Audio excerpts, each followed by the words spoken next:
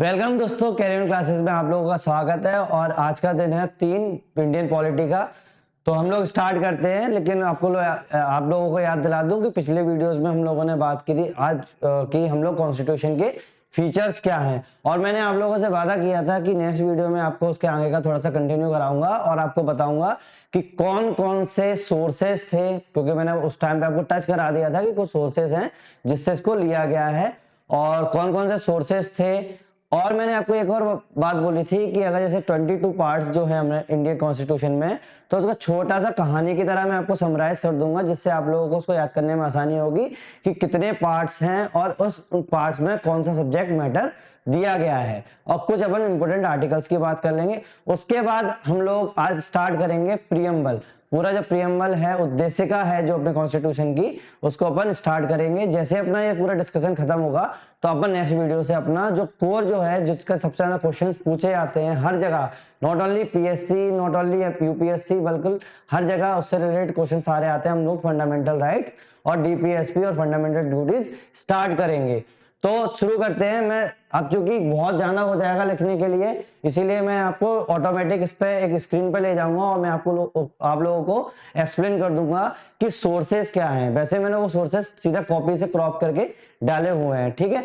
तो मैं आप लोगों को सीधा ले चलता हूं सोर्सेस के ऊपर और आप लोगों को मैं एक्सप्लेन करता हूं।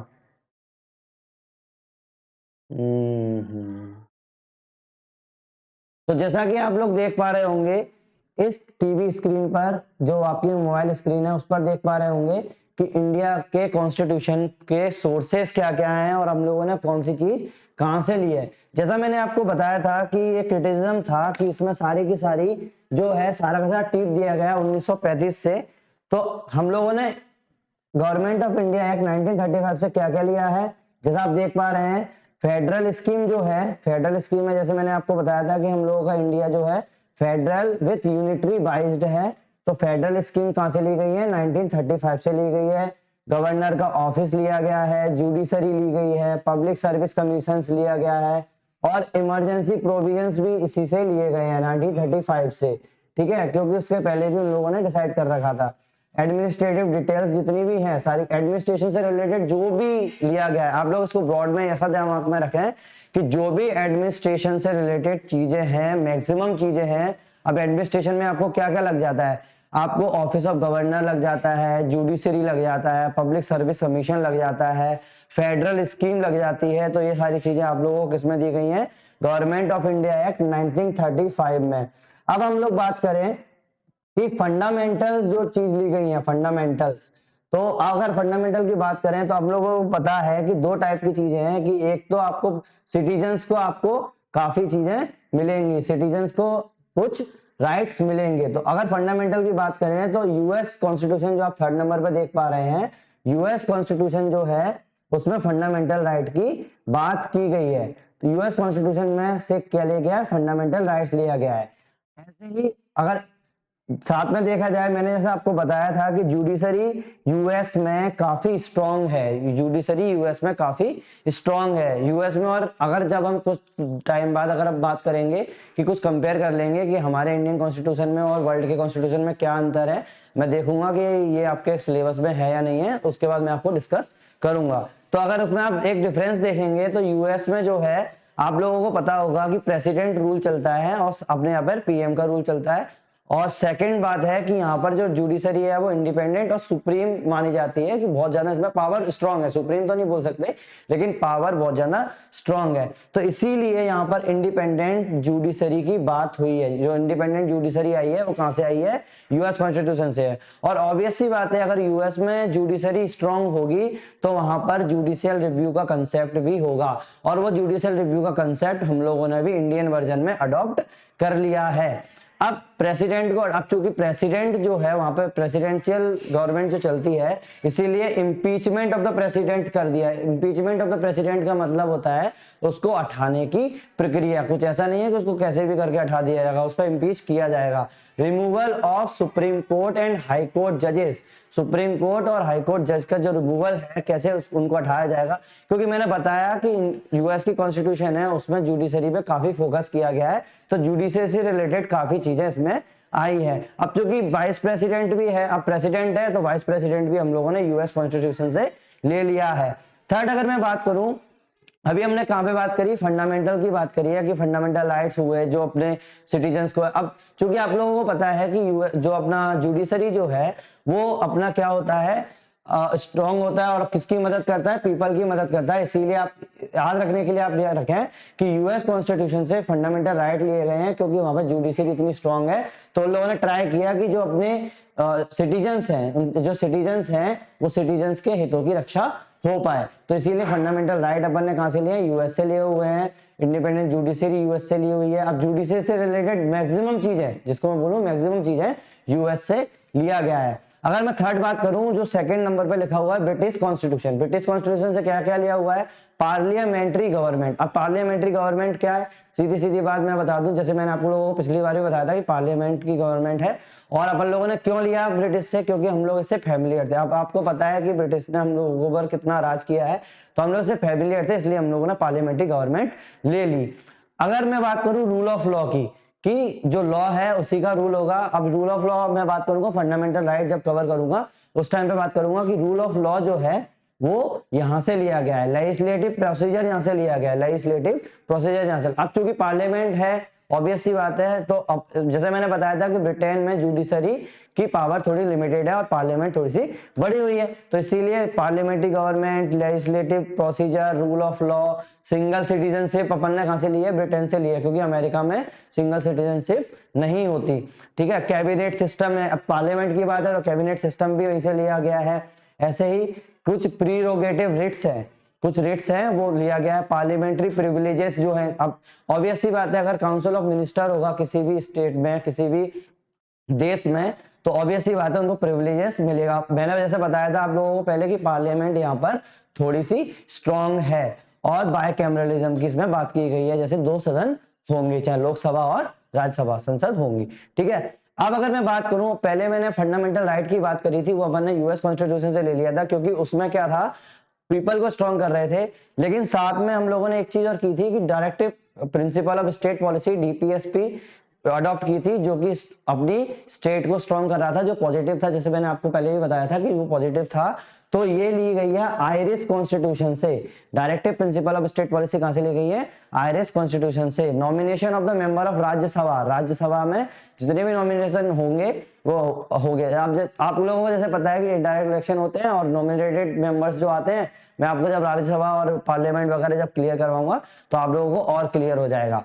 और इलेक्शन ऑफ द प्रेसिडेंट का जो मेथड है वो हम लोगों ने कहां से लिया है, आयरिश कॉन्स्टिट्यूशन से लिया गया। जैसे आपको पता है कि हम लोग जो है देखा जाए तो प्रेसिडेंट जो है हम लोगों का, जो इनडायरेक्ट इलेक्टेड होते हैं, सॉरी मैं क्या बोल रहा हूँ, तो इनडायरेक्ट इलेक्टेड होते हैं प्रेसिडेंट। और चूंकि हम लोगों के पास इतना रिसोर्सेज नहीं थे या अभी भी नहीं है वैसे देखा जाए तो, कि हम लोग और ज्यादा अपना जो इलेक्शन है वो कंडक्ट करा पाए, तो इस चक्कर में हम लोगों ने क्या किया, जो इलेक्शन ऑफ प्रेसिडेंट है वो हम लोगों ने आयरिश कॉन्स्टिट्यूशन से उठा लिया, यूएस से नहीं उठाया। याद रखना प्रेसिडेंशियल है उसमें, लेकिन हम लोगों ने कहां से उठाया है कि अपना आयरिश से उठाया है, क्योंकि हम लोग इनडायरेक्ट चुनते हैं। अगली बात करूं, फेडरेशन की बात करूं, अगर अब जैसे मैंने आपको बताया कि हमारे इंडिया में जो यूनिटरी थोड़े से फीचर्स हैं, जो यूनिटरी वाइज जो घुसती है, फेडरेशन की बात करती है और यूनिटी घुसती है, तो उसमें जो सेंटर है वो स्ट्रांग हो जाता है। अब ये वाली चीज हमने कहां से ली है, कैनेडियन कॉन्स्टिट्यूशन से ली हुई है, कनाडा से ली हुई है। वहां पर जो सेंटर है वो थोड़ा सा स्ट्रांग हो जाता है, फेडरेशन भी है और स्ट्रांग भी हो जाता है। रेस्टिट्यूटरी पावर दी गई है इसमें सेंटर की, अपॉइंटमेंट है स्टेट गवर्नर का। अब जैसे यहाँ पर क्या था, गवर्नर का सिलेक्शन जो था, जो मैंने बताया था कि गवर्नर का सिलेक्शन था अपना किसमें ठीक है, तो ये हो गया अपना यहाँ पर, तो गवर्नर का selection, state of the governor का जो अपॉइंटमेंट है वो यहाँ से लिया गया कनाडा से, क्योंकि गवर्नर की बात कमी होती है तो अपने अब सिलेक्शन जो था अपने ऑफिस ऑफ गवर्नर की बात किसमें की थी, 1935 में की थी। मैंने बताया था ऑफिस ऑफ गवर्नर उसमें दिया गया था, और जो गवर्नर का जो अपनी अपॉइंटमेंट होगा वो अपना कैनेडियन कॉन्स्टिट्यूशन से लिया गया है, सेंटर के द्वारा। सेंटर के द्वारा अगर गवर्नमेंट का, ऑब्वियस ही बात है, गवर्नमेंट का जो गवर्नर का जो अपॉइंटमेंट होता है वो सेंटर के द्वारा होता है, तो वो अपना कहां से लिया है, कैनेडियन कॉन्स्टिट्यूशन से लिया है। और advisory jurisdiction of supreme court, advisory jurisdiction of supreme court, ये अपन ने कहां से लिया है? कैनेडियन कॉन्स्टिट्यूशन से लिया है। हर जगह अपन को ये नहीं देखना कि जुडिशरी स्ट्रांग है अमेरिका में, तो कुछ कुछ बातें हैं जिसमें अपन को ध्यान रखना है कि सुप्रीम कोर्ट का एडवाइजरी ज्यूरिडिक्शन अपना कैनेडियन कॉन्स्टिट्यूशन से लिया हुआ है। अगर मैं बात करूं अपने इमरजेंसी प्रोविजंस की, तो वो हम लोगों ने कहां से ली हुई है? अपने जर्मनी से ली हुई है। जैसा आप लोगों को पता है कि जो अपने हिटलर थे, सीधे सीधे बात, अपने हिटलर थे, तो लोग, उनको ज्यादा शौक था कि भाई हम लोग ज्यादा पावर रखें, तो इमरजेंसी के जो राइट्स जो दिए गए हैं, इमरजेंसी प्रोविजंस जो है अपने वहां से। अब जैसे प्रोविजंस तो सीधे आप लोगों को मैंने बताया था 1935 से लिया गया है। अब इमरजेंसी के कारण जो आप लोगों को प्रॉब्लम होती है, अब ऑब्वियस सी बात है, अगर इमरजेंसी लगेगी तो हम लोगों के फंडामेंटल राइट्स चले जाएंगे, कुछ फंडामेंटल राइट्स डिलीट हो जाएंगे, मतलब वो उसमें लागू नहीं होंगे। तो इन फंडामेंटल राइट के ऊपर लिमिट लगाने के लिए, इन फंडामेंटल राइट के ऊपर लिमिट लगाने के लिए हम लोगों ने क्या किया? जर्मनी से कॉन्स्टिट्यूशन से उठाया, वेमीमार जिसको बोलते हैं, वेमार कॉन्स्टिट्यूशन जर्मनी से लिया। उससे अपन ने देखा कि जो इमरजेंसी के कारण जो फंडामेंटल राइट जो सस्पेंड हो रहे थे, फंडामेंटल राइट जो सस्पेंड हो रहे थे, वो हम लोगों ने कहां से लिया है? जर्मनी से लिया है। ऐसे अगर मैं बात करूं ऑस्ट्रेलियन कॉन्स्टिट्यूशन से, जैसे मैंने आपको बताया था कि हम लोगों ने कुछ लिस्ट बनाई थी, जिसमें यूनियन जो होता है यूनियन लिस्ट बनाता है, स्टेट जो होता है स्टेट लिस्ट बनाता है, और कुछ जो है यूनियन और स्टेट दोनों मिलकर बनाते हैं, दोनों काम करते हैं, उसमें उसको अपन कॉन्करेंट लिस्ट बोलते हैं। और कॉन्करेंट लिस्ट कहां पे ली गई है? ऑस्ट्रेलियन कॉन्स्टिट्यूशन में दी गई है। ऐसे ही ट्रेड करने की आजादी, अपना फ्रीडम ऑफ ट्रेड इसमें दिया गया है, मतलब बिजनेस से रिलेटेड मैक्सिमम चीजें जो है ना, वो सारी की सारी इसी से दी गई है। एक और चीज है हमारे यहाँ पे जो यूनिक चीज जिसको हम बोल सकते हैं कि अगर राज्यसभा और लोकसभा में अगर कोई मत नहीं बनता है, राज्यसभा और लोकसभा में अगर कोई मत नहीं बनता है, तो हम लोग ज्वाइंट सिटिंग बिठा लेते हैं किसी किसी बात में। मनी बिल की बात नहीं करूंगा, जब मैं पार्लियामेंट पे जाऊंगा मैं आपको सारे बिल्स बताऊंगा। तो अगर उसकी बात करें तो हम लोग देखेंगे कि ज्वाइंट सिटिंग होती है पार्लियामेंट के 2 हाउसेस की, चाहे अपने राज्यसभा हो लोकसभा, दोनों को मिला के उन दोनों का डिसीजन लेके अपन लोग कर देते हैं, और अपना प्रेसिडेंट उसको बुलाता है, चेयर अपना स्पीकर ही करता है, लोकसभा स्पीकर, वो मैं आपको बाद में बताऊंगा। तो ये चीज अपन ने देखी। इसके बाद अपन ने यूएसएसआर, जो आज के टाइम पे जो रसिया है, अभी जो रसिया है जिसको अपन सोवियत कॉन्स्टिट्यूशन बोलते हैं, उससे अपन ने क्या लिया? फंडामेंटल ड्यूटीज ली, फंडामेंटल राइट लिया था यूएस कॉन्स्टिट्यूशन से, डीपीएसपी लिया था आयरिश कॉन्स्टिट्यूशन से, फंडामेंटल ड्यूटीज अपन ने लिए अपन ने सोवियत कॉन्स्टिट्यूशन से, मतलब यूएसएसआर से, ठीक है। और आइडियल जस्टिस जो है, कौन कौन सी justice? Social, economic and political, preamble के अंदर। अब मैं प्रियम्बल अभी अपन करेंगे, अभी इसी लेक्चर में अपन कंप्लीट करेंगे, आप लोगों को समझ में आ जाएगा कि कौन सी जस्टिस की बात कर रहे हैं। तो जस्टिस जो वर्ड है, जो आइडियल जस्टिस जो वर्ड है, जिसमें सोशल, इकोनॉमिक और पॉलिटिकल है, वो हम लोगों ने कहां से लिया है? सोवियत यूनियन से, मतलब यूएसएसआर, मतलब रसिया से लिया हुआ है। फ्रांस से क्या लिया हुआ है? लिबर्टी की बात की गई है, लिबर्टी, इक्वलिटी एंड फ्रेटर्निटी की बात की गई है प्रियम्बल के अंदर। प्रियम्बल मतलब उद्देशिका के अंदर हम लोगों ने बात की है समानता, भाईचारा और आजादी, जिसको बोल सकते हैं अपन आजादी। मैं तो अपनी भाषा में आजादी बोलता हूँ, और अपन बाद में स्वतंत्रता भी बोल सकते हैं, ठीक है। आजादी की, इन तीनों की बात इसमें की गई है, फ्रेंच कॉन्स्टिट्यूशन में की गई है, जैसा आप यहाँ पे देख पा रहे हैं, फ्रेंच कॉन्स्टिट्यूशन में की गई है। साउथ अफ्रीकन कॉन्स्टिट्यूशन की अगर मैं बात करूं, साउथ अफ्रीकन कॉन्स्टिट्यूशन से, अब क्योंकि आप लोगों को पता है कि साउथ अफ्रीकन कॉन्स्टिट्यूशन से अपन लेंगे, तो ऑब्वियस सी बात है थोड़ी ऐसी चीजें लेंगे जो अपन लोग काफी कम यूज करते हैं। तो procedure for amendment of the constitution and election of the members of the Rajya Sabha, जो राज्यसभा का जो इलेक्शन है और कॉन्स्टिट्यूशन में जो अमेंडमेंट है, क्योंकि ऑब्वियस सी बात है, जैसे मैंने आपको बताया था कि रिजिड होने के कारण क्या होगा, जो कॉन्स्टिट्यूशन में अमेंडमेंट करना थोड़ा सा टफ होगा। तो उसकी जो प्रोसीजर है वो कहां से लिया गया है? साउथ अफ्रीकन कॉन्स्टिट्यूशन से लिया गया है। दिमाग में रखना ये चीज कि साउथ अफ्रीकन कॉन्स्टिट्यूशन से क्या लिया गया है? अमेंडमेंट लिया गया है। जापानीज कॉन्स्टिट्यूशन से लिया गया है procedure established by the law, जो भी अपन ने procedure establish by the law है, अपन ने कहां से लिया है? जापानीज कॉन्स्टिट्यूशन से लिया गया है। तो आप याद रखना कि ये 11 सोर्सेस और ये मोटे मोटे सोर्सेस है, इसके अलावा भी कुछ सोर्सेस होते हैं लेकिन मैक्सिमम सोर्सेस यही हो जाते हैं। तो इसको याद रखने का तरीका क्या है कि गवर्नमेंट ऑफ इंडिया एक्ट अपना बेस था, उससे अपन ने पूरा फेडरल सिस्टम ले लिया, ऑफिस ऑफ गवर्नर ले लिया, जुडिशरी ले लिया, पब्लिक सर्विस कमीशन ले लिया, इमरजेंसी प्रोविजंस ले लिया और एडमिनिस्ट्रेटिव डिटेल ले ली। मतलब जितनी भी एडमिनिस्ट्रेशन से रिलेटेड चीजें अपन लोगों ने यहाँ से उठा ली।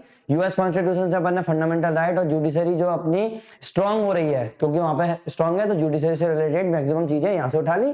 ब्रिटिश कॉन्स्टिट्यूशन से अपन ने पार्लियामेंट्री सिस्टम उठा लिया, उसके अंदर ही अपना rule of law, legislative procedure, citizenship, cabinet system, ये सब अपना क्या है पार्लियामेंट को स्ट्रांग बनाती है। तो ये चीज अपन ने यहाँ से ले ली। आयरिश कॉन्स्टिट्यूशन से अपन ने क्या उठा लिया, direct principle of state policy उठा ली, क्योंकि उन लोगों को थोड़ा सा जो स्टेट है उसको थोड़ा सा उन लोगों को बढ़ाना है ना। Nomination of the member of the Rajya Sabha की बात करेंगे, वो भी यहाँ से लिया गया। कैनेडियन कॉन्स्टिट्यूशन से अपना फेडरेशन, अब जो कि अपना यूनिटरी वाइज है तो जो फेडरेशन है जो स्ट्रॉन्ग सेंटर से लिया गया है, strong federation with strong centre किया गया, ये लिया गया। ऐसे रेसिड्यूअरी पावर ली गई, appointment of the governor by the centre लिया गया, advisory जुडिक्शन of the supreme court लिया गया। ऑस्ट्रेलियन से क्या लिया हुआ है, कॉन्करेंट लिस्ट लिया हुआ है, फ्रीडम ऑफ ट्रेड लिया हुआ है, कॉमर्स लिया हुआ है, मतलब कॉमर्स से रिलेटेड जितनी भी बिजनेस से रिलेटेड चीजें हैं वो यहाँ से आप मोटा मोटा आपको याद रहेगा कि हाँ ये बिजनेस से रिलेटेड है, चलो ऑस्ट्रेलिया में डाल दो। अगर फेडरेशन से रिलेटेड है जिसमें थोड़ा सा जो अपना सेंटर है थोड़ा स्ट्रांग हो रहा है वो अपना कनाडा से ले लो।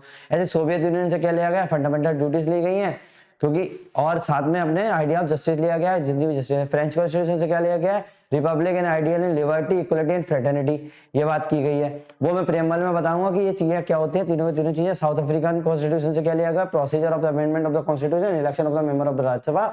जापानीज कॉन्स्टिट्यूशन से क्या लिया गया, procedure of the established by law. ठीक है, तो मैंने ये आप लोगों को मोटा मोटा ये बता दिया है और आप लोगों को आसानी बड़ी होगी। अब ऐसा नहीं है कि सारा का सारा आपको रटना है, लेकिन अगर आप मोटा मोटा भी याद करते हैं तो आप एक क्वेश्चन लगा के आ सकते हो सकता है डायरेक्ट क्वेश्चन पूछ लिया जाए। ठीक है, इतने बार बाद अब मैं आता हूं अपने फिर से स्क्रीन के ऊपर। ठीक है, मैंने ये वाली चीज अपनी खत्म हो गई कि क्या क्या अपने सोर्सेस थे।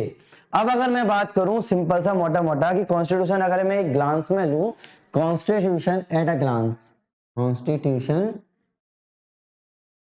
एट अ ग्लांस, बड़े बड़े तौर पे अगर मैं ले लूं, मैं इसकी डिटेल में नहीं जाऊंगा, डिटेल में अपन जब करेंगे आगे चीजें तो उसके साथ अपन चलते जाएंगे। तो ठीक है, जैसा कि मैंने आप लोगों को पहले बताया था कि कॉन्स्टिट्यूशन जो है एक कोडिफाइड अपना डॉक्यूमेंट है, उसके अंदर हम लोगों ने उसमें काफी आर्टिकल्स काफी अपने पार्ट्स में डिवाइड कर रखा था। और एट प्रेजेंट जैसे मैंने आपको बताया था कि एट प्रेजेंट जो है अपने 22 पार्ट्स हो चुके हैं। एट प्रेजेंट अपने 22 पार्ट्स में 25 है, एट प्रेजेंट 22 पार्ट्स है। तो उसके अपन लोग कैसे याद रखेंगे कि कितने पार्ट हैं, कितने सब्जेक्ट मैटर्स हैं, तो अपन लोग कैसे याद रखेंगे वो मैं आप लोगों को थोड़ा सा बता देता हूँ एक स्टोरी के जैसे, एक स्टोरी के जैसे। ठीक है, तो हम लोगों ने अगर पार्ट की बात करें, यहां मैं लिख देता हूँ पार्ट, यहां लिख देता हूं हमने सब्जेक्ट मैटर, और अगर थोड़ा बहुत जो इंपॉर्टेंट जो आर्टिकल्स हैं, इंपॉर्टेंट आर्टिकल्स हैं जो अपन लोगों को मोटा मोटा याद रखना हो तो अपन वो भी बात कर लेंगे कि इंपॉर्टेंट आर्टिकल कौन कौन से होते हैं। तो इंपॉर्टेंट आर्टिकल अपन थोड़ी थोड़ी बात कर लेंगे।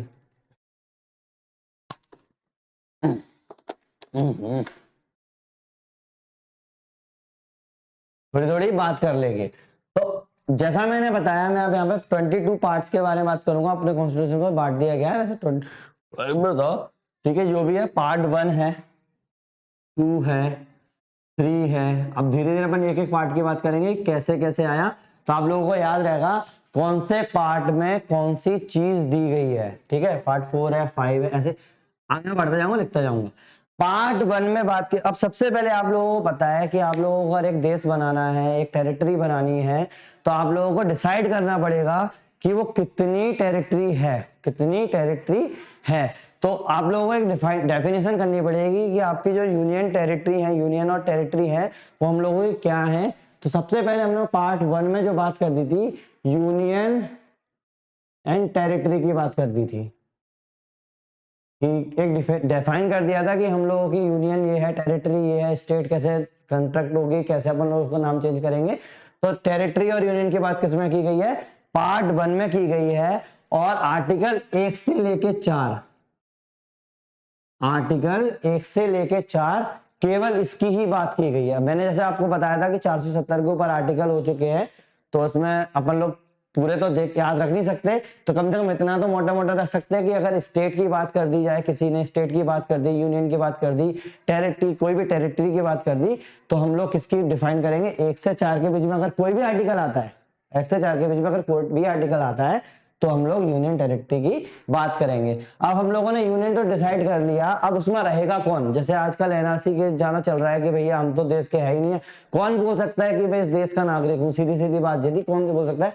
तो इंडिया में हम लोगों ने दूसरे नंबर पे क्या किया, सिटीजनशिप दे दी, सिटीजनशिप नागरिकता, सिटीजनशिप दे दी। सेकंड नंबर पर किसकी मैंने बात की, सिटीजनशिप की बात करी, उन्होंने डिफाइन कर दिया कि ये हम लोग के इंडिया का सिटीजन ये है और ये नहीं है, एनआरआई है, एनआरआई नहीं है। उन लोगों ने अलग अलग टर्म्स दिए हैं कि हाँ ये सिटीजनशिप ऐसी रहेगी। और सिटीजनशिप की बात आर्टिकल कितने के बीच में किया है, 4 ये हो गए, 5 से 11, 5 to 11 ये आर्टिकल्स हैं। सीधे सीधी बात है, अगर कहीं भी सिटीजनशिप की बात आ जाए, एनआरसी रिलेटेड कुछ भी रिलेटेड, वो अमेंडमेंट कर दिए गए हैं, लेकिन अगर आर्टिकल की बात की जाए कि सिटीजनशिप कहां पर दिए गए हैं, पार्ट 2 में दिए गए हैं, आर्टिकल 5 से लेके 11 के बीच में सिटीजनशिप की बात की गई है। अब आप लोगों ने सिटीजनशिप तो दिखा दी कि भैया हमारे यहाँ पे लोग रह रहे हैं, कोई बात नहीं, हमने टेरिटरी डिसाइड कर दी, सिटीजनशिप डिसाइड कर दी। और अगर मान लो कि अगर एक स्ट्रॉन्ग अपना, जैसे मैंने बताया था कि अपनी जो सेंटर है स्ट्रॉन्ग हो गई है, और हम लोगों ने बताया कि इंडिया में फेडरल सिस्टम चलता है, मतलब संघीय राज व्यवस्था चलती है, तो अगर किसी एक के पास वो कंसोलिडेट हो गई, सीधी सीधी बात है, अगर पावर कंसोलिडेट हो गई, कितनी प्रॉब्लम आएगी। तो हम लोगों को इन सिटीजन्स को कुछ ना कुछ राइट्स देने पड़ेंगे कि उसको फायदा क्या है, उस बंदे को फायदा क्या है इस देश में रहने से, अगर उसको कुछ फायदे नहीं मिलेंगे तो उसके लिए अपन ने कुछ राइट्स दिए हैं। तो फंडामेंटल राइट जो है, फंडामेंटल राइट जो है, राइट्स मौलिक अधिकार, मौलिक अधिकार जो दिए गए हैं वो हम लोगों ने किस में दिए हैं, पार्ट 3 में दिए गए हैं। आपको कंफ्यूजन की जरूरत नहीं पड़ेगी कि मैं कैसे करने की कोशिश कर रहा हूं, आप लोग समझ पा रहे होंगे कि पहले हमने टेरिटरी डिसाइड की, फिर उसमें लोगों को को जगह दी और उनको डिफाइन किया कि हम लोगों के नागरिक हैं। तीसरी बात, उन लोगों को हमने राइट्स दे दिए, राइट्स दे दिए। अब राइट्स दे दिए तो उसकी बात हमने कहां पे की है, आर्टिकल 12 से लेकर 35 तक इसकी बात की है। ये क्या मोटे मोटे आर्टिकल्स हैं, अगर आपको याद रहेंगे, जैसे अगर कभी भी आ जाए कि भैया 12 से 35 के बीच में कोई ना कोई अगर क्वेश्चन आ भी जाता है कि आर्टिकल क्या है, डीपीएसपी है कि फंडामेंटल है, तो आपको मोटा मोटा याद रहेगा कि हाँ फंडामेंटल राइट्स की बात की है। अब फंडामेंटल राइट्स कौन कौन से होते हैं, किस किस में डिवाइड किया गया है, मैं आपको आगे इससे बताऊंगा, ठीक है। हो सकता है अगले वीडियो अपना फंडामेंटल राइट के ऊपर ही बन जाए, ठीक है। नाउ नेक्स्ट में बात क्यों, अब अगर फंडामेंटल राइट्स दे दिए गए, अगर अपना दे दिए, जैसे मैंने आपको बताया था कि अगर लिबर्टी है किसी के पास, आजादी है, तो वो क्या कर सकता है, इसका मिसयूज कर सकता है। और अगर आजादी में मिसयूज करेगा तो ऑब्वियसली बात है स्टेट को प्रॉब्लम होने ही वाली है। तो स्टेट को भी हम लोगों ने कुछ दे दिया था, स्टेट को भी हम लोगों ने कुछ दे दिया था। तो स्टेट को अपने दे दिया था डीपीएसपी, डीपीएसपी जो आरएस कॉन्स्टिट्यूशन से लिया गया है, स्टेट को डीपीएसपी दे दिया है, इससे अपनी स्टेट भी है वो स्ट्रॉन्ग है, क्योंकि इसका नेगेटिव इंपैक्ट पड़ रहा था स्टेट के ऊपर, उसका पॉजिटिव इंपैक्ट पड़ रहा है। ये जस्टिसिएबल था, ये नॉन जस्टिसिएबल था, ठीक है।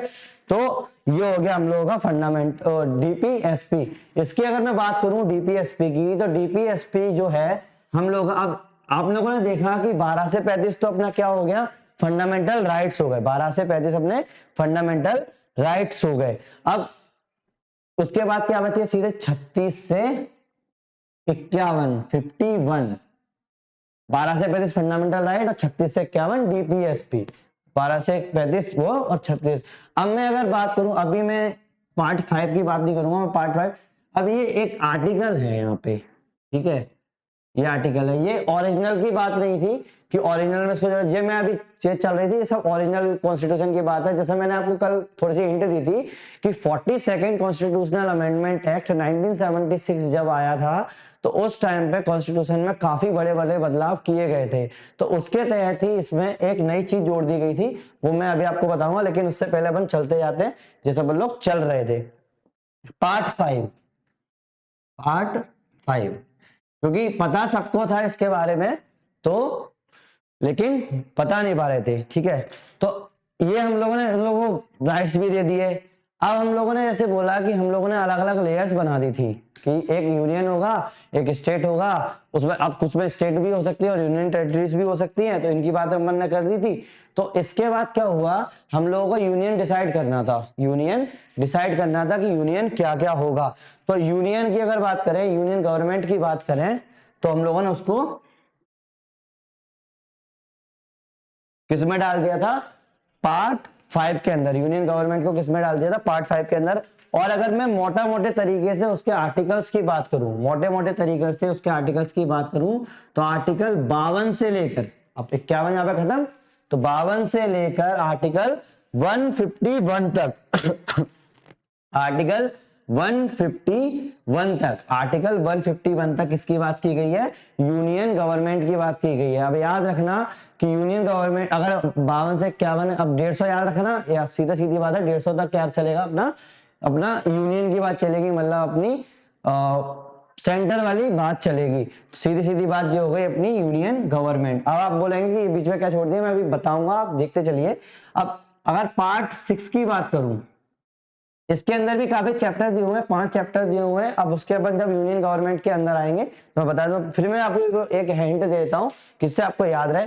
आप लोगों को पता है कि यूनियन गवर्नमेंट में क्या क्या, कौन कौन होगा, कौन कौन होगा। एक तो एग्जीक्यूटिव होगा, पार्लियामेंट होगी, ऑब्वियस सी बात है, एग्जीक्यूटिव होगा, पार्लियामेंट होगी, लेजिस्लेचर होगा, लेजिस्लेचर होगा, लेजिस्लेटिव पावर होगी, लेजिस्लेचर। अब लेजिस्लेचर है, ऑब्वियस सी बात है, मैंने बताया था कि इन दोनों में रिलेशंस होते हैं। तो legislative power of the parliament, legislative power of the parliament, क्योंकि पार्लियामेंट लॉ बनाती है, अब एग्जीक्यूटिव की तरह काम करती है, पार्लियामेंट लॉ बनाती है। तो पार्लियामेंट के अंदर लेजिस्लेटिव, पार्लियामेंट की जो लेजिस्लेटिव पावर है वो किसमें होगी, यूनियन गवर्नमेंट में होगी। किसके उस पर, यूनियन के उस पर। साथ में अगर मैं बात करूं तो जुडिशरी की बात करूं, जुडिशरी जो यूनियन की है, यूनियन की जो जुडिशरी है वो इस यूनियन गवर्नमेंट के अंदर आ जाएगी। कौन कौन सी, parliament, legislative power of the parliament, judiciary उसकी हो गई। साथ में एग्जीक्यूटिव की बात, एग्जीक्यूटिव ये मैंने बता ही दिया। साथ में अगर मैं बात करूं लास्ट जो है, अगर जुडिशरी आई है तो हम लोगों को फाइनेंस की बात करनी पड़ेगी। देखो इसमें क्या हुआ, इनने कानून बना दिया, ऐसे याद रखना, इसमें कानून बना दिया, पार्लियामेंट, पूरा पार्लियामेंट इसके अंदर आता है, पार्लियामेंट अपना कानून बना दिया, लेजिस्लेटिव पावर्स दे दी पार्लियामेंट को, उसको एग्जीक्यूट करा दिया। जैसे मैंने बताया था कि उसके कुछ अलग चीजें होती है कि पहले बनाओ, उसको एग्जीक्यूट कराओ, अगर फिर भी एग्जीक्यूट नहीं हो पा रहा है तो एक ज्यूरिडिक्शन दे दो कि अगर किसी का अनन होगा तो ज्यूरिडिक्शन होगा। ये बात किसकी हो गई, अपनी एडमिनिस्ट्रेटिव की। लेकिन अगर फाइनेंशियल की बात करें, अगर पैसे अब चूंकि ऑब्वियस ही बात है कि अगर कोई भी देश चलाना है तो उसमें पैसे की जरूरत होगी, और पैसे की जरूरत होगी तो उसको ऑडिटर करना पड़ेगा। तो ऑडिटर करने के लिए अपन लोगों ने जो सीएजी है, जो कंट्रोलर एंड ऑडिटर जनरल है, CAG of India, CAG of India अपन ने इसमें रहेगा, किसका, इंडिया बेस पे। मैंने जैसे बताया था इंटीग्रेटेड होता है, लेकिन पहले सीएजी ऑफ इंडिया की बात इसमें हो जाएगी, यूनियन गवर्नमेंट में। अब ये चैप्टर की, अब अंदर अंदर चैप्टर है, चैप्टर 1 है, चैप्टर 2, चैप्टर 3, चैप्टर 4, चैप्टर 5। मैंने सीधा हायरार्की से आपको बता दिया कि एग्जीक्यूटिव होगा, पार्लियामेंट होगी, लेजिस्लेचर होगा, ये इन चैप्टर्स में इसकी बात की गई है। लेकिन आप तो ये याद रखें कि यूनियन गवर्नमेंट की बात आर्टिकल 5, वो पार्ट 5 में की गई है, आर्टिकल 52 से 151 के बीच में। तो सबसे ऐसे आपको याद होगा। ऐसे 6 में अगर बात करूं, अब यूनियन गवर्नमेंट आ गई, हम लोगों का टायर बन चुके हैं ना, टायर्स। तो यूनियन, अगर मैं पार्ट 6 की बात करूं तो स्टेट गवर्नमेंट की बात आ जाएगी, स्टेट गवर्नमेंट, स्टेट गवर्नमेंट की बात आ जाएगी। और स्टेट गवर्नमेंट की अगर मैं बात करूं, स्टेट, अब जो कि 151 है, 151 है, तो 152 से, जैसे देखो आप भी देख सकते हो कि ये लगभग 100 आर्टिकल्स इसमें जुड़ चुके हैं, लगभग 100 आर्टिकल इसमें जुड़ चुके हैं। तो 152 से 237 तक केवल कौन ले रहा है, स्टेट गवर्नमेंट ले रही है। कौन ले रहा है, स्टेट गवर्नमेंट ले रही है। ऐसे ही इसके अंदर चैप्टर्स जोड़ दिए हैं बीच में, पार्ट 6 में स्टेट गवर्नमेंट की बात की है, और अपनी 237 तक। अब कौन कौन से हो गई, यूनियन हो गया, स्टेट हो गया। ऐसे ही जैसे इसमें बात की थी हम लोगों ने कि ये कौन कौन से इसमें चैप्टर जोड़े हैं, ऐसे ही इसमें भी 5 चैप्टर जोड़े हैं। तो पहला चैप्टर जो होगा वो जनरल होगा, सिंपल सा जनरल। ऐसे जैसे मैंने एग्जीक्यूटिव था, इसमें जनरल, फिर उसके बाद अपना एग्जीक्यूटिव आ गया क्योंकि इसमें भी एग्जीक्यूटिव है। ऐसे ही इसमें अब चूंकि जो पार्लियामेंट है वो किस पे थी, यूनियन लेवल पे थी, इसमें क्या था, स्टेट लेजिस्लेचर, जिसको बोलते हैं स्टेट लेजिस्लेचर, स्टेट लेजिस्लेचर, ये लेजिस्लेचर था यूनियन और ये था स्टेट लेजिस्लेचर। ऐसे ही लेजिस्लेटिव, अब पावर्स जो है अब इसमें बात कर दी, अब साथ में गवर्नर की पावर, गवर्नर पावर, क्योंकि एग्जीक्यूटिव में क्या चीज आ रही थी, अपनी प्रेसिडेंट वगैरह आ रहे थे, एग्जीक्यूटिव में अपने कौन आए थे, प्रेसिडेंट आ रहे थे, तो इसमें किसकी बात हो जाएगी, गवर्नर की बात हो जाएगी। अब एग्जीक्यूटिव के अंदर ये अपन लोग किसका क्या ले लेंगे, अपने PM, president, council of ministers, जितनी भी चीजें हैं इसमें अपन ले लेंगे। ऐसे अपन इसमें बात करेंगे तो इसमें अपना सीएम, अब एग्जीक्यूटिव की बात की है तो उसमें सीएम वगैरह, और अपने इसमें सीधी सीधी बात है लेजिस्लेटिव पावर्स ऑफ द, किसकी बात कर दी, गवर्नर की बात कर दी। ये मैंने किसकी बात की अभी, कि पूरा का पूरा एडमिनिस्ट्रेशन। अब जुडिशियल इसमें भी होगा तो उसमें हाई कोर्ट की बात कर दी है, इसमें सुप्रीम कोर्ट है तो उसमें हाई कोर्ट हो गया नीचे गिरे तो। साथ में अगर मैं बात करूं, मैंने जैसे अभी बताया कि जो लॉ से रिलेटेड हो गया, ये बनाया ये चलाया, एक होता है अपना फिर से पैसे से मैटर से रिलेटेड, तो इसमें ये हो गया। तो ये तो अपना मैंने बताया था कि इंटीग्रेटेड है, तो अपन लोग इसमें इसको कवर नहीं करेंगे, ये चीज अपना ले लेगा, क्योंकि इसी में जब बात कर देंगे कि वो स्टेट को भी देख लेगा तो हो जाएगा। अब अगर मैं बात करूं तो हाई कोर्ट के नीचे क्या होता है, चूंकि अपना स्टेट गवर्नमेंट है ना, हाई कोर्ट के नीचे क्या होता है, उसमें होता है शेड्यूल्ड कोर्ट, शेड्यूल्ड कोर्ट्स। ये अपनी बात हो गई, ये अपने कितने हो गए, 6 पार्ट हो गए। हम लोगों ने किस किस को डिफाइन कर दिया, यूनियन को, स्टेट को, और ये हो गई। अब एक पार्ट था, ये ओरिजिनल की बात कर रहा हूं इसीलिए मैं आपको बता रहा हूं, एक पार्ट था इसमें कुछ स्टेट्स जो थी, जो अपन उसको बोल सकते हैं कि शेड्यूल्ड जो स्टेट्स थी, कुछ स्टेट्स थी जो शेड्यूल्ड स्टेट्स थी। तो शेड्यूल्ड स्टेट की अगर मैं बात करूं, उस टाइम पे थी, अब हटा दी गई है, शेड्यूल्ड स्टेट की बात की थी तो इसमें वो डाली गई थी, शेड्यूल्ड स्टेट की जो बात की थी वो इसमें डाल दी गई थी, और इसकी जो बात की थी वो आर्टिकल 338 में की थी। जो स्टेट इसमें कवर नहीं हो रही थी वो इसमें कवर कर दी गई थी, और ये हम लोगों ने हटा दिया है। ये कब हटाया था, 7th schedule, 7th amendment act of 1956 में, इसमें 7th, अब याद रखने के लिए सबसे अच्छा तरीका है कि 7वां हटाया है ना, तो 7th अमेंडमेंट एक्ट ऑफ 1956 में इसको हटा दिया गया था। ठीक है, तो ये वाला इसमें पार्ट नहीं है, याद रखना। कोई भी पार्ट पूछे कि कितने कैसे कैसे पार्ट चल रहे हैं, तो 1 2 3 4 5 6 7 8 6 और 7 के बाद ये डिलीट हो गया है। ठीक है, अब मैं अगर ये मिटा लूंगा तो आप लोगों को यहाँ पे एक मिस हो जाएगा, तो मैं इसका जो मैंने यहाँ पे जो स्टार लगाया हुआ हूँ, तो ये क्या चीज है, ये क्या किया था, अब जैसे फंडामेंटल राइट्स जो चल रहे थे और फंडामेंटल डीपीएसपी जो चल रहे थे, फंडामेंटल राइट तो उसको स्ट्रॉन्ग कर रहा था, जो नॉन जस्टिफिएबल था, तो उन लोगों ने बोला कि नहीं यार, एक काम करते हैं कि इसमें फंडामेंटल ड्यूटीज और जोड़ देते हैं, फंडामेंटल ड्यूटीज और जोड़ देते हैं कि हर किसी का अपनी एक ड्यूटी होगी कि आप लोगों को क्या करना है, वेलफेयर सोसाइटी के लिए काम करना है, विमेन एम्पावरमेंट के लिए काम करना है, ऐसे बोला नहीं गया था, और आपको मॉन्यूमेंट्स की रक्षा करनी है, तो फंडामेंटल ड्यूटीज की बात की थी, और इसको अपन ने पार्ट 4A कर दिया था।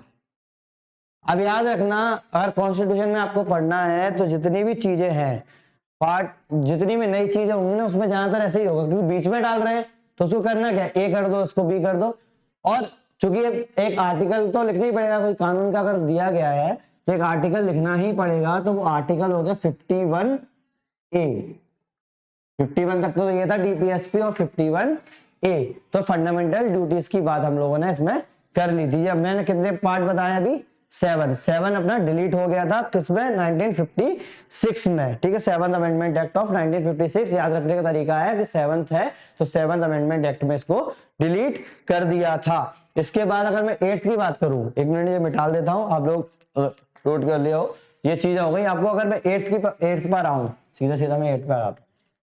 अभी अपन लोग कहां पहुंचे हैं, स्टेट में पहुंचे हैं। अब आपको पता होगा कि हमारे यहाँ पर कुछ यूनियन टेरिटरीज भी है, यूनियन टेरिटरीज भी हैं, तो उसकी भी बात तो करी जाएगी ना। कि भैया क्या होगा इस यूनियन टेरिटरी में, तो वो भी हम लोगों ने कोडिफाइड कर दिया है। हम लोगों ने ऐसी कोई भी एंगल नहीं छोड़ने की कोशिश की है कि जिससे बाद में लोगों को प्रॉब्लम आए, क्योंकि आप लोगों को पता है कि एक शब्द के अनेक अर्थ होते हैं। तो हम लोगों ने क्या किया था, ये हो गया। अब पार्ट 8 में अगर बात करूं तो यूनियन टेरिटरी की बात हो गई, यूनियन टेरिटरी, ये पार्ट 8 में बात हो गई। अभी तो अपन क्या केवल क्या डिफाइन कर रहे हैं, इसकी गवर्नमेंट डिफाइन कर रहे हैं कि कहां कहां पर किसको क्या क्या पावर मिलेगी, कैसे कैसे मिलेगी। और हम लोगों ने अभी तक जो आर्टिकल देख लिए थे वो आर्टिकल 238 तक देख लिए थे, और 238 जो आर्टिकल है वो डिलीट हो चुका है। 237 तक अपन आ गए थे और 238 तक देख लिए थे। अगर यूनियन टेरिटरी की बात करूं तो आर्टिकल 239, आर्टिकल 239 से 242, आर्टिकल 239 से 242 किसकी बात की गई है, यूनियन टेरिटरी की बात की गई है पार्ट 8 में। तो अपन लोग हायरार्की देखते जा रहे हैं कि अपन ने यूनियन से शुरू किया, फिर स्टेट देखा, मतलब रैंकिंग वाइज अपन ने बोला पहले से डिफाइन कर लिया है। अब इसके बाद जो हो गई पार्ट ए, अब सॉरी पार्ट 8। अब पार्ट 9 की बात करूं, अब गांधी जी का जो सपना था उसके नीचे क्या होगा, यूनियन टेरिटरी के नीचे क्या होगा, पंचायत होंगी।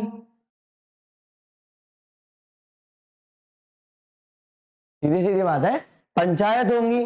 तो पंचायत को हम लोगों ने डिफाइन किया है आर्टिकल 243 से, आर्टिकल 243 से। अब 243 के बाद सीधा अपना ए बी सी डी ऐसे लेके ओ तक हो जाता है, जो भी है 243 ओ तक हो जाता है। तो अपन ये चीज ध्यान देंगे, अपन केवल ध्यान देंगे जो आर्टिकल अपन मोटे मोटे देख रहे हैं। 243 की अगर बात आ जाती है तो पंचायत की बात है, गांधी जी का सपना था। अब जैसे मैंने बताया था, जैसे मैंने बताया था कि ये चीजें जो है, ये चीजें जो है जोड़ी गई हैं। अब यहां तक तो ये चीज थी, और मैंने बताया था कि ओरिजिनल कॉन्स्टिट्यूशन में पंचायती राज सिस्टम जो थर्ड टायर जो था उसकी बात ही नहीं थी। तो एक तो ये मैं उसके बाद में इसके दोनों की एक साथ वो कर लूंगा। जैसे पार्ट 9A की बात करूं, उसमें हम लोगों ने म्युनिसिपालिटी जोड़ दी है, म्युनिसिपालिटीज, म्युनिसिपालिटी जो दी जो अर्बन एरियाज में जो होता है म्युनिसिपालिटीज। और इसमें भी अपन बात करेंगे, ये भी 243 पर है, लेकिन जो ऊपर खत्म हो गया, याद रखना ये ऊपर खत्म हो गया, ये पी से स्टार्ट हुआ। दोनों एक ही आर्टिकल में अपन लोगों ने इसमें कर दिया, लेकिन उसको क्या किया हमने जोड़ जोड़ के 243 ए बी सी डी ऐसे होते ले गए। ऐसे ओ के बाद ये पी के बाद ये चालू किया और सीधा सीधा जेड और जेड जी तक इसको खत्म किया। अपना आपको डिटेल में नहीं जाना, हाँ, लेकिन इन्हें इसमें बात कर दी थी। तो ये जो दोनों चीजें जो जोड़ी गई थी, ये दोनों चीजें जो जोड़ी गई थी वो जोड़ी गई थी 74th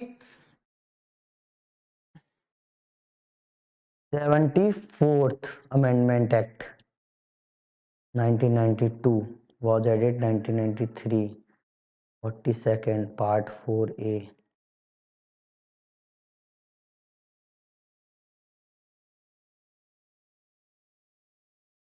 ये जोड़ी गई थी 74th अमेंडमेंट एक्ट, और ये जोड़ी गई थी 73rd अमेंडमेंट एक्ट। ठीक है, 73rd और 74th अमेंडमेंट एक्ट, और टाइम वही था वो 1992। मैं आप लोगों को गलत नहीं कराना चाहता, इसलिए कंफर्म कर रहा था कि अलग अलग तो नहीं है। तो अपन लोगों ने कहां कहां जोड़ी, 73rd अमेंडमेंट एक्ट और 74th अमेंडमेंट एक्ट के तहत। एक मिनट में आपको कंफर्म करके बताता हूं। हाँ तो दोस्तों मैं ठीक था, मैंने अभी क्रॉस चेक किया कि गलत तो नहीं है, मैं क्योंकि श्योर होना चाहता हूँ कि कोई गड़बड़ ना हो जाए। ठीक है, तो 73rd कॉन्स्टिट्यूशन अमेंडमेंट एक्ट और 74th अमेंडमेंट एक्ट में ये हुआ। तो ये पार्ट 9 ही है और इसको मैंने 74th में जोड़ दिया, म्युनिसिपालिटी और उसकी बात कर दी थी। ठीक है, अब जैसे मैंने कुछ दिन पहले कल ही आपको बताया था, लास्ट वीडियो में आपको बताया था कि 97th अमेंडमेंट एक्ट जो 2011 में जो लेटेस्ट आया था, 2011 में 97th अमेंडमेंट जो एक्ट आया था उसमें हम लोगों ने कोऑपरेटिव सोसाइटीज की बात की थी, कोऑपरेटिव सोसाइटी। मैंने बताया था आप लोगों को लास्ट वीडियो में, कोऑपरेटिव सोसाइटी की बात की थी, वो हम लोगों ने किस में जोड़ दिया है, 9B में। नई चीज है ना, 9B में जोड़ दिए 2011 अमेंडमेंट एक्ट के तहत किसमें जोड़ दिया, इसमें जोड़ दिया। और चूंकि इस पे आर्टिकल भी अपना डिफाइन होगा तो ऑब्वियस सी बात है 243 चल रहा है, ये क्या लोकल गवर्नमेंट की बात आ गई, लोकल गवर्नमेंट की बात आ गई, तो ये सब आर्टिकल 243 चल रहा है। अब तीनों ही आर्टिकल 243 है, लेकिन आपको जैसे बताया म्युनिसिपैलिटीज में जो पी है, पी तक स्टार्ट होता है, 43 से स्टार्ट होता है, ऐसे ही ये स्टार्ट होगा ZH से। बाकी आप ज्यादा ना सोचें कि कहां तक जाएगा और कितने डिटेल में, क्योंकि डिटेल आप जितनी भी करते जाओगे नहीं होगा। आपको आंसर लगाने से मतलब है, मेंस में लिखने से मतलब है। आप अगर इतना भी लिखाते हैं तो बहुत मोर देन इनफ है, लोगों को समझ में आ जाएगा कि आपको पता है। तो अपन लोगों ने कितने पार्ट कर लिए, 9 पार्ट कर लिए। अपने सीधी सीधी बात क्या आ गई, अपन लोगों ने पंचायत देख ली, यूनियन देख ली, स्टेट देख ली, सब देख ली। कुछ एरियाज थे ट्राइबल एरियाज, कुछ एरियाज थे ट्राइबल एरियाज, तो उसकी बात हम लोगों ने किसमें की है, शेड्यूल एरिया, ट्राइबल एरिया, तो उसकी बात हम लोगों ने की है पार्ट 10 में। शेड्यूल्ड एरिया या एंड बोल सकते हैं, ट्राइबल एरिया, ये किसमें बात की है। अब मैं आर्टिकल पे इतना फोकस नहीं करूंगा, क्योंकि जितने भी इंपॉर्टेंट आर्टिकल्स थे, जितने भी इंपॉर्टेंट आर्टिकल्स थे जो हम लोगों को दिमाग में रखने थे, वो केवल यहां तक थे, उसके बाद आर्टिकल्स की दिमाग में नहीं रखना है, ठीक है। तो पार्ट 10 हो गया अपना शेड्यूल एरिया। कहां से था, अब जैसे 243 हो गया तो 243 के बाद 244 और इसके अंदर भी अपना आता जाएगा कि 244A 244B, तो अगर इसमें तो दो ही हैं, मैं लिख देता हूँ 244A भी इसके अंदर आता है, क्योंकि जो शेड्यूल एरिया है उसकी बात करी 244 में, ट्राइबल एरिया की बात करी 244A में। अपन ने एरियाज भी देख लिए। अब इतनी सारी चीजें अपन ने डिफाइन कर दी, इतनी सारी चीजें अपन ने डिफाइन कर दी, आप लोग देख पा रहे होंगे कि इतनी सारी चीजें आपने डिफाइन कर दी, और आप लोगों ने कितने शेड्यूल बना मारे, 10 शेड्यूल बना मारे। तो कॉन्ट्राडिक्शन जो है तो होना लाजमी है कि यूनियन और स्टेट के बीच में कुछ ना कुछ प्रॉब्लम आ जाए, मालूम बड़ा टसन आ जाए कि हम लोग आपको पैसा नहीं देंगे, या यूनियन बोल दे कि हम लोग पैसा नहीं देंगे, या फिर स्टेट बोल दे कि आप लोगों को हम लोग को सपोर्ट नहीं करेंगे, हमें नहीं करना, हमें तो अपनी खुद के करते रहेंगे। तो पार्ट 11 में बात कर दी इस कॉन्ट्राडिक्शन को खत्म करने के लिए।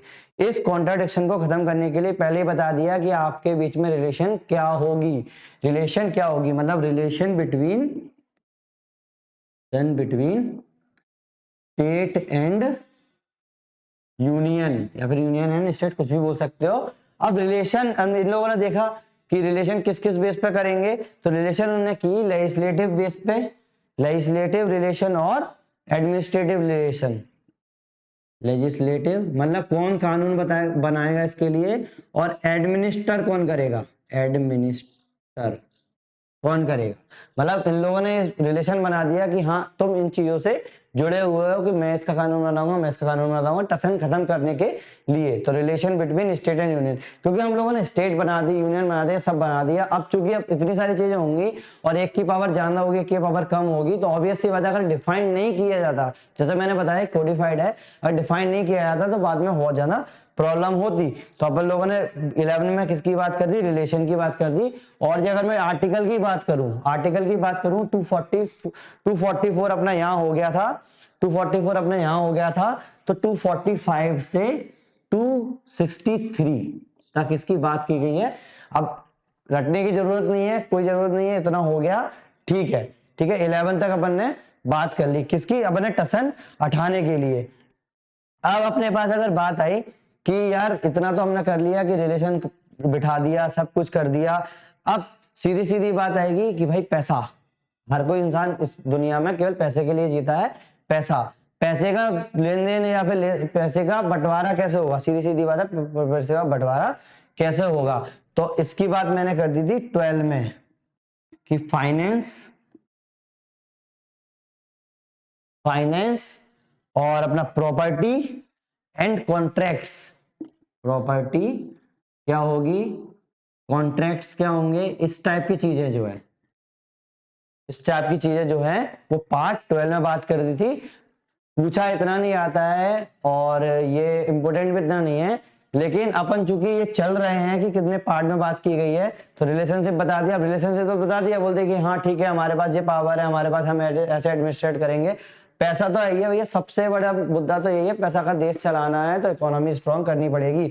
तो फाइनेंस, प्रॉपर्टी और कॉन्ट्रैक्ट्स की बात अपन लोगों ने पार्ट 12 में कर दी थी। और अगर मैं इसकी बात करूं कि क्या क्या चीजें हैं, तो ये 264 से 300 तक इसी की बात हुई है पूरी। 264 से 300 तक इसी की बात हुई है। अब फाइनेंस में अगर मैं बात करूं कि मतलब इसके अंदर भी छोटी छोटी अगर मैं बात कर लूं, मैं इसमें लिखूंगा नहीं, तो सिंपल सी बात है, राइट टू प्रॉपर्टी की बात इसमें हुई है। तो 300 ए में अगर मैं लिख दूं, क्योंकि ये राइट टू प्रॉपर्टी जो था, राइट टू प्रॉपर्टी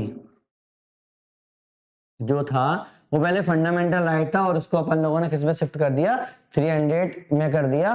तो ये प्रॉपर्टी की बात इसमें आ गई। तो राइट टू प्रॉपर्टी इसमें है। इसमें आप लोगों की बोरोइंग्स है, आप कितना उधार दे सकते हो, ले सकते हो, बोरोइंग्स है, प्रॉपर्टी, कॉन्ट्रैक्ट राइट्स है, सारे हैं, फाइनेंस है, सारी की सारी बात इसमें की गई है। तो आप लोगों को 300 ए दिमाग में रखना है कि राइट टू प्रॉपर्टी किसमें है, 300 ए में है। शेड्यूल के बाद में बाद में करूंगा, ये पार्ट की बात चल रही है, शेड्यूल अपने चलते जाएंगे। मैंने कितना कर दिया, 22 तक लेके गए। कहां से चालू किया था हम लोगों ने, जब से स्टेट बनाई थी वहां से लेके अपन कहां तक पहुंच गए, पैसे का बंटवारे तक। ठीक है, पैसे के बंटवारे तक पहुंच गए। इसके बाद अगर मैं बात करूंगा कि अभी तो पैसे का बंटवारा हुआ है, अब बोलेंगे कि भाई हम बिजनेस करना चाहते हैं, और आपको पता है कि अगर आप लोगों ने कोऑर्डिनेशन नहीं बिठाया, हम लोगों ने कोऑर्डिनेशन नहीं बिठाया, ट्रेड एंड कॉमर्स की अगर बात नहीं करी, तो ऑब्वियस सी बात है कुछ ना कुछ हम लोगों में प्रॉब्लम आ ही जाएगी कि कौन से लेवल पे कौन सा ट्रेड होगा। तो ट्रेड और बिजनेस की जो बात की गई है वो नेक्स्ट पार्ट में की गई है, जिसको अपन बोलेंगे पार्ट 13। पार्ट 13 में किसकी बात की गई है, ट्रेड की बात की गई है। ट्रेड, कॉमर्स वगैरह जितनी भी है रिलेशन जो है ट्रेड एंड कॉमर्स। अब अंदर जितना भी आगे है वो याद रखने के लिए अपन ट्रेड एंड कॉमर्स ही रखेंगे। और ट्रेड एंड कॉमर्स की जो बात की गई है वो अभी तक मैंने 300 ए तक बात कर ली थी। अब मैं बात करूंगा 301 टू 307। 301 टू 307 ये जो आर्टिकल है जिनमें मैं इतना फोकस इसलिए नहीं कर रहा हूं क्योंकि मुझे पता है कि ये आर्टिकल्स नहीं पूछे जाते।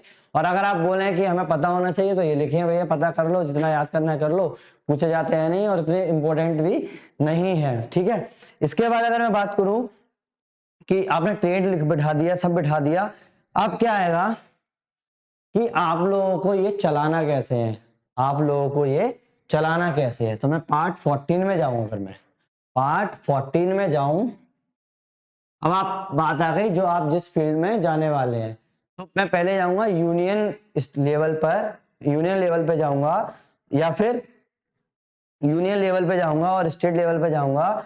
तो उसमें जो है आपकी सर्विसेज क्या होंगी, मतलब आप उसको कैसे करोगे। तो services under union and state, ये किस में बात की गई है, पार्ट 14 में की गई है। सॉरी, मैं इसको पार्ट 14 में इसकी बात की गई है, मैं लिखने में मिस्टेक हो गई थी, पार्ट 14 में बात की गई है। और आपको पता है कि सर्विस कौन कौन सी होंगी, एक तो पब्लिक सर्विस कमीशन इसमें डिफाइन कर दिया है, public service commission PSC, service commission, और कुछ सर्विसेज इसमें डिफाइन की गई है, कुछ सर्विसेज। अब आप ये ना देखें कि चैप्टर कौन से इसमें चैप्टर्स दिए हुए हैं, ये वैसे चैप्टर 1 है, ये चैप्टर 2 है। तो अपन लोगों को मोटा मोटा ध्यान में रखना है कि हाँ पीएससी वगैरह इसमें डिफाइन की गई है। तो ये किसके कितने आर्टिकल है, आर्टिकल 308 से, क्योंकि 7 तक हो गया, आर्टिकल 308 से 37 तक, 308 से 23 तक, 323 तक ये हो गया।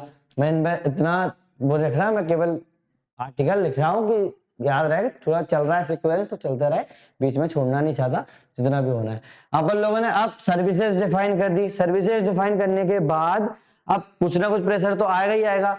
अपन लोगों ने क्या था, जो स्टेट्स थी, स्टेट्स जो थी, यूनियन जो थी, उसमें हम लोगों ने किसकी बात की थी, हाई कोर्ट, सुप्रीम कोर्ट वगैरह की बात की थी। लेकिन टाइम के साथ इवॉल्व होने के साथ हम लोगों को पता चला कि पेंडिंग्स तो केस तो काफी पेंडिंग्स होते हैं, तो हम लोगों ने कुछ और उसमें आर्टिकल्स जोड़ दिए। तो पार्ट 14 जो था अपनी सर्विसेज की बात थी, तो ये चूंकि सर्विस से रिलेटेड ही है, तो इसीलिए हम लोगों ने पार्ट 14 में पार्ट 14 के ए पार्ट कर दिया, उसके अंदर हम लोगों ने ट्रिब्यूनल्स डाल दी, ट्रिब्यूनल्स।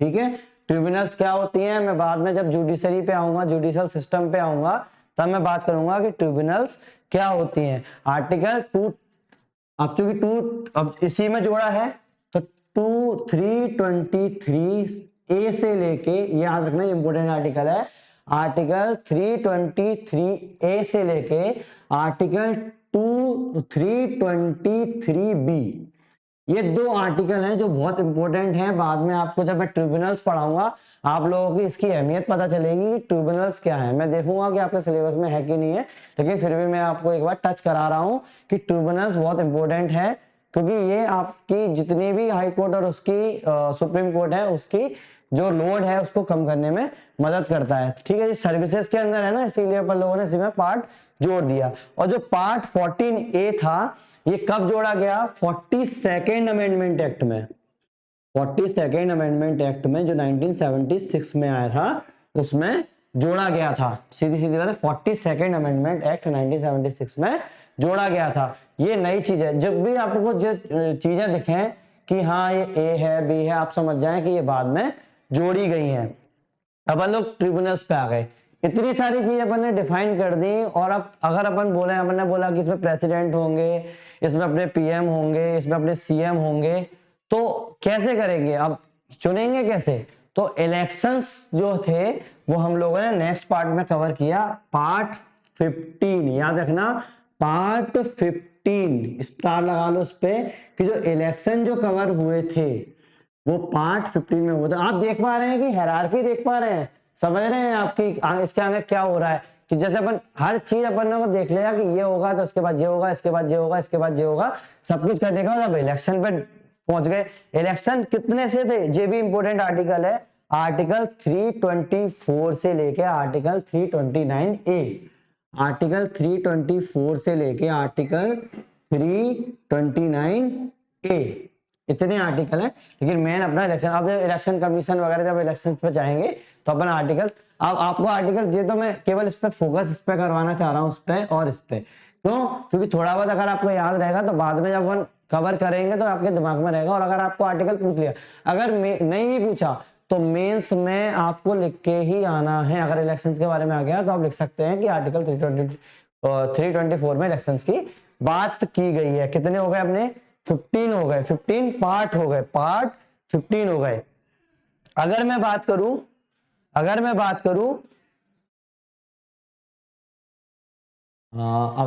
करूं पहले मैं आपको बताना चाहूंगा, इलेक्शन हो गए, इसके बाद अगर मैं बात करूं क्लासेस की, कि कैसे कैसे क्लासेस आपने बांटी है, क्योंकि अब तो उसके लेवल पे तो हो ही गया, यूनियन के लेवल पे, स्टेट के लेवल पे हो ही गया है। तो अगर मैं बात करूं पार्ट 16 की, पार्ट 16 की, इतना इंपॉर्टेंट नहीं है इसीलिए मेरे को थोड़ा सोचना पड़ा कि मैं आपको बताऊं कि नहीं बताऊं, लेकिन चूंकि पार्ट चल ही रहे हैं तो मैं आपको बता देता हूं कि स्पेशल प्रोविजन जो है कुछ सर्टेन क्लासेस के लिए, स्पेशल प्रोविजंस और सर्टेन क्लासेस, इसमें वो स्पेशल प्रोविजंस दिए हुए हैं, पार्ट 16 में इसके प्रोविजंस दिए हुए हैं। और अगर मैं आर्टिकल की बात करूं तो चूंकि 29 तक हो गया, 330 से स्टार्ट होगा और बाकी आगे चलता जाएगा। और मैं डायरेक्ट लिख दूं उसमें तो 343A तक ये इसका काम हो गया। ये स्पेशल प्रोविजंस हो गए। स्पेशल प्रोविजंस की अपन लोगों ने बात कर ली। इतनी सारी बात करने के बाद भी अपन ने कुछ पार्ट ऐसे थे, अब क्या था 1964 में प्रॉब्लम आने लगी थी कि भाई लोगों ने बोलने लगे थे कि हिंदी हम लोग ऑफिशियल लैंग्वेज रखेंगे, ये करेंगे वो करेंगे, हो नहीं पाया। लेकिन उन्होंने पहले से ये सोच रखा था कि हाँ कुछ होगा। तो ऑफिशियल लैंग्वेज की बात किसमें की है, पार्ट 17 में। Official sorry language, official language की बात किसमें की है, क्योंकि लैंग्वेज तो होगी कोई ना कोई, इसमें होगी पार्ट 8 में। तो लैंग्वेज पे अपन पहुंच गए, अपने स्पेशल प्रोविजंस दे दिए क्लासेस को, लैंग्वेज अपन लोग डिसाइड कर दिया। अब तुम अगर किसी देश में रह रहे हो, अगर आपको लैंग्वेज ही नहीं है उसकी देश की, तो कहां से करोगे? और लैंग्वेज कौन कौन सी, यूनियन की लैंग्वेज कौन सी होगी, रीजनल लैंग्वेज कौन कौन सी होगी, सुप्रीम कोर्ट की लैंग्वेज कौन कौन सी होगी, हाई कोर्ट की लैंग्वेज कौन कौन सी होगी, हम लोगों ने सब कुछ कोडिफाई कर दिया है। अब बात आई, अब ये तो इतनी सारी चीज हो गई अपनी 17 तक, ठीक है, 17 तक अपन ने इतनी बात कर ली, कहा था लैंग्वेज डिसाइड कर दिया, सब डिसाइड कर दिया। और कुछ अपनी इसमें यूनिक चीजें जो हैं वो आप लोग आगे डिसाइड कर रहे थे, क्योंकि उस टाइम पे उनको पता था कि हाँ अगर ना दोनों में फेडरलिज्म हुआ और बाद में कोई प्रॉब्लम आती है तो अपन क्या करेंगे। तो अगली जो पार्ट है वो हो गया आपका पार्ट 18, 18वां नंबर का पार्ट, जिसमें हमने इमरजेंसी की बात कर दी है, इमरजेंसी प्रोविजंस की बात की है। और मैंने कल आपको जैसे बताया था कि आर्टिकल 352 के तहत, आर्टिकल 352 से और की बात की थी, 356 की बात की थी और 360 की बात की थी। तो जितने भी इमरजेंसी के जो प्रोविजंस हैं, मैं इसमें आर्टिकल पे इसलिए बात कर रहा हूं क्योंकि इंपॉर्टेंट है, इमरजेंसी की बात की है। तो आर्टिकल 352 से आर्टिकल 360 के बीच में जितने भी आर्टिकल्स आएंगे वो सारे इमरजेंसी से रिलेटेड होंगे, इमरजेंसी प्रोविजन से रिलेटेड होंगे।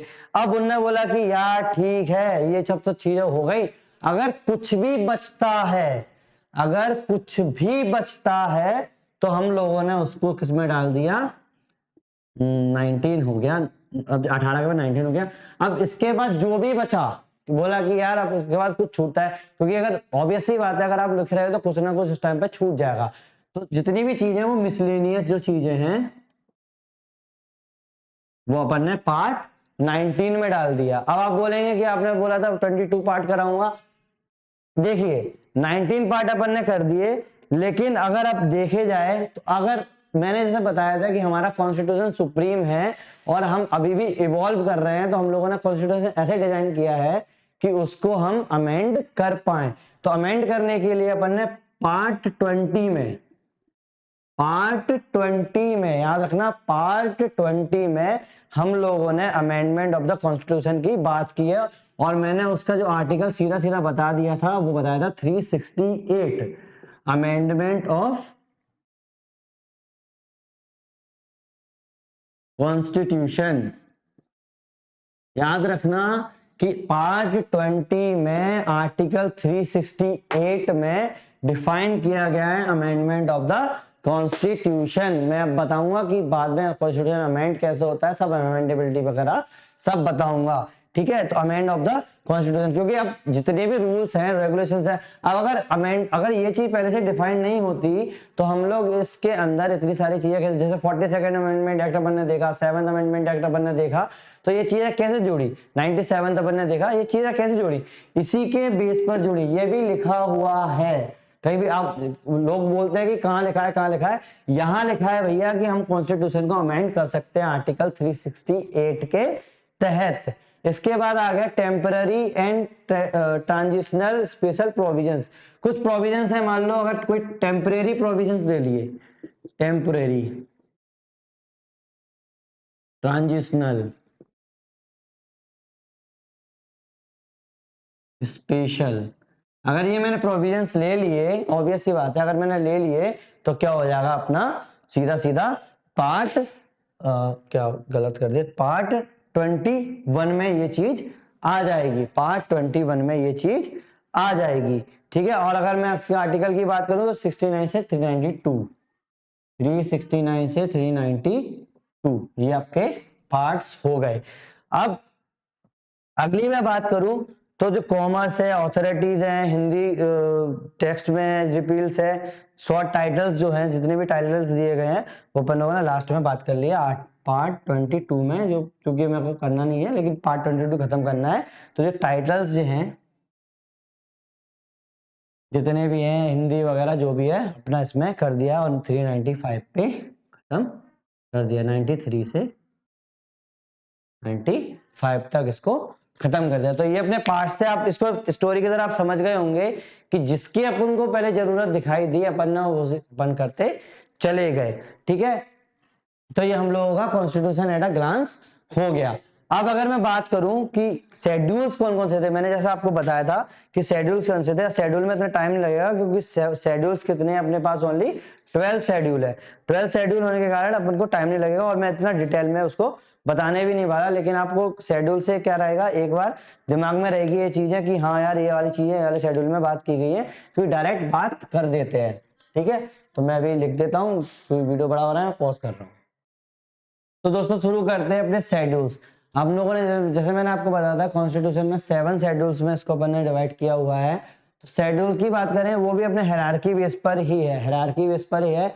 आप देख सकते हैं कि पहले शेड्यूल में किसकी बात की गई है, जो यूनियन और स्टेट है उसके नेम्स के ऊपर बात की गई है। तो यूनियन और स्टेट के नेम की, मैंने जैसे बताया टेरिटरी बनी है तो शेड्यूल 1 में भी उन्होंने वो बात कर दी। अगर सेकंड की बात करें तो सारे के सारे जो अलाउंसेस दिए जा रहे हैं, पैसा जो दिया जा रहा है, कितने भी अलाउंसेस या फिर जो भी अपनी उन लोगों को आज़ादी दी जा रही है या फिर उन लोगों को कुछ प्रिविलेजेस दी जा रहे हैं, किसको, प्रेसिडेंट, गवर्नर, जज, इन सब लोगों को, जितने भी इतने बड़े बड़े जितने भी पद हैं उन लोगों को दिए जा रहे हैं, अलाउंसेस दिए जा रहे हैं, उसमें बनना सेकंड शेड्यूल में बात की गई है। ठीक है, तो इंपॉर्टेंट कौन कौन से जो आपको दिमाग में अच्छी तरीके से रखनी है, पहला तो ये नेम प्रोविजंस की बात किसमें की गई है, सेकंड में की गई है ओथ, मतलब उनकी कस्में वादा जो भी है, ओथ एंड अफर्मेशन किसकी, speaker, president, vice president, governor, जितने भी ओथ की बात इसमें की गई, सीओएम वगैरह, ये सब इसमें बात की गई पार्ट 3 में। अब पार्ट 4 जो है वो क्या है, राज्यसभा की सीटें कितनी अलॉट होंगी, किसमें, यूनियन और स्टेट, यूनियन और यूनियन टेरिटरी में, स्टेट और यूनियन टेरिटरी में राज्यसभा की सीटें कितनी अलोकेशन होगा। तो ये अपन ने पार्ट 4 में बात की है। अब जो मोस्ट इंपोर्टेंट जो शेड्यूल्स आ रहे हैं, पार्ट नहीं है शेड्यूल है, मैं बोलने में थोड़ा सा बोल रहा हूँ, तो पार्ट की बात सीधा शेड्यूल है। शेड्यूल, अब जो मोस्ट इंपोर्टेंट जो शेड्यूल है जो आज के टाइम में बहुत ज्यादा प्रसिद्ध है, वो है शेड्यूल 5 और शेड्यूल 6। शेड्यूल 5 और शेड्यूल 6, क्योंकि शेड्यूल 5 में जो बात की है वो की है शेड्यूल्ड एरिया की बात और शेड्यूल्ड ट्राइब की बात, शेड्यूल्ड एरिया की बात और शेड्यूल्ड ट्राइब की बात। शेड्यूल्ड एरिया सीधा अपना नॉर्थ ईस्ट में चले जाओ, जम्मू कश्मीर वगैरह चले जाओ, जो भी है थोड़े बहुत जो शेड्यूल्ड एरिया अपन लोगों ने डिफाइन किए हैं वो कहाँ किए हैं अपन ने, प्रोविजन जितने भी हैं उसके अपन ने किसमें किए हैं, पार्ट 5 में किए हैं। ऐसे अगर मैं बात करूं पार्ट 6, अब पार्ट 5 में जब अपन लोगों ने उसका एडमिनिस्ट्रेशन की बात करी थी तो पार्ट 6 की बात क्यों पड़ी, पार्ट 6 की बात इसलिए पड़ी क्योंकि कुछ अपन लोगों ने एक्स्ट्रा जो रखे हैं, स्टेट रखे हैं, जैसे असम, मेघालय, त्रिपुरा और मिजोरम, इसमें एडमिनिस्ट्रेशन की बात किसमें की गई है, पार्ट 6 में की गई है। और लेटेस्ट जैसे आप लोगों को पता है कि नई यूनियन टेरिटरी बनी हुई है लद्दाख, तो लद्दाख को भी हम लोगों ने पार्ट 6 के अंदर एडमिनिस्ट्रेशन डाल दिया। याद रखना, क्योंकि हो सकता है आ जाए कि पार्ट 6 में लद्दाख आता है या नहीं, पार्ट नहीं शेड्यूल 6 में लद्दाख आता है कि नहीं, शेड्यूल लिखा हुआ साफ साफ, अगर मैं बोलने में मिस्टेक कर रहा हूँ कोई बात नहीं है, निकल जाता है। ठीक है, शेड्यूल की बात करिए तो 7th, 5th और 6th शेड्यूल में हम लोगों ने शेड्यूल्ड एरियाज की बात की है, मतलब पिछड़े हुए एरिया जिसको बोल सकते हैं, शेड्यूल्ड एरिया, पिछड़े वैसे नहीं बोल सकते पिछड़े, लेकिन उन पर ज्यादा अपन फोकस करने की कोशिश कर रहे हैं, तो इनको डिफाइन कर दिया गया है पार्ट 5 और पार्ट 6 में। एक है 7th शेड्यूल, 7th शेड्यूल में किसकी बात की गई है, डिवीजन ऑफ पावर। जैसे मैंने आपको बताया था कि हम लोगों ने यूनियन ने यूनियन लिस्ट तैयार की है, स्टेट ने स्टेट लिस्ट है और कुछ कॉन्करेंट लिस्ट है, तो सेपरेशन ऑफ पावर किसमें है, पार्ट 7 में है। ठीक है, अब उसके बाद जैसे मैंने बताया था कि लैंग्वेज की जरूरत पड़ेगी, तो हम लोगों ने पार्ट 8 के अंदर लैंग्वेजेस की बात कर दी है। पार्ट 8 अपनी लैंग्वेजेस किसमें आती है, शेड्यूल्ड 8 में आती है, शेड्यूल 8 में अपनी किस में आ गई, लैंग्वेजेस आ गई, शेड्यूल 8 में अपनी लैंग्वेजेस आ गई। ओरिजिनली अपनी 14 लैंग्वेज थी उसमें, अब लेकिन टाइम के साथ इवॉल्व होते होते, जैसे मैंने आपको बताया था कि कॉन्स्टिट्यूशन अपना इवॉल्व हो रहा है, इवॉल्व होते होते आज के टाइम पे 22 ऑफिशियल लैंग्वेज अपन लोगों ने दी हुई है।